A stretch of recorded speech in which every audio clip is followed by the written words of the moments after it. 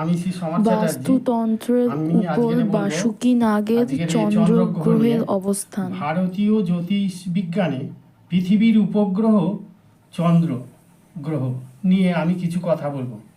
এই চন্দ্রগ্রহ থেকে সর্বপ্রথমে তিথি পেয়ে থাকি, তিথি থেকে যোগ পাই, এই যোগের পরে রাশি থাকে, রাশি থেকে আবার নক্ষত্র যুক্ত হয়। এই তিথি, যোগ, রাশি ও নক্ষত্র মানব শরীরে মনের অবস্থান নির্ধারিত হয়ে থাকে।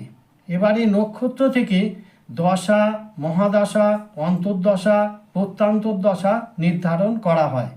আবার বর্তমান, অতীত, ভবিষ্যৎ ও নির্ধারিত হয়ে থাকে এই চন্দ্রগ্রহে যুক্ত হয়ে থাকা নক্ষত্রের সাথে।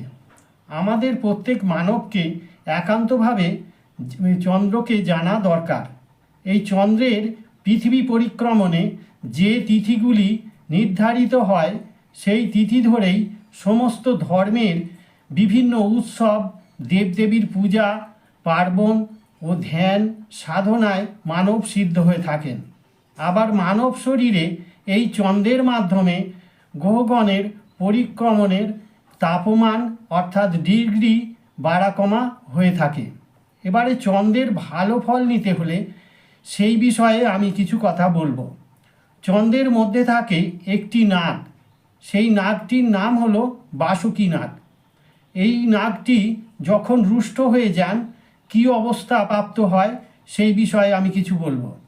অতিরিক্ত চিন্তা, সব কিছু দ্রুততার সঙ্গে পাবার চেষ্টা, কাউকে চিনতে না পারা, অতিরিক্ত রাগ পুষে রাখা, অন্যায় কাজ করা, অন্যায় কথা বলা, অন্যায় পথে চলা, নিজের সংসার নিজে নষ্ট করা, সকলকে সন্দেহ করা, কারাদণ্ড হয়, বিভিন্ন রোগে ভোগ হয়, অশান্তি জীবনযাপন করে বহুমুখী সমস্যায় সম্মুখীন হয়ে থাকে।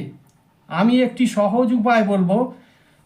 খেয়ে সাদা সুতায় একটি পান গাছের শিকড় সোমবার ধারণ করিবেন, তাহলে বহুমুখী সমস্যা হতে নিজেকে সমাধান করতে সক্ষম হবেন।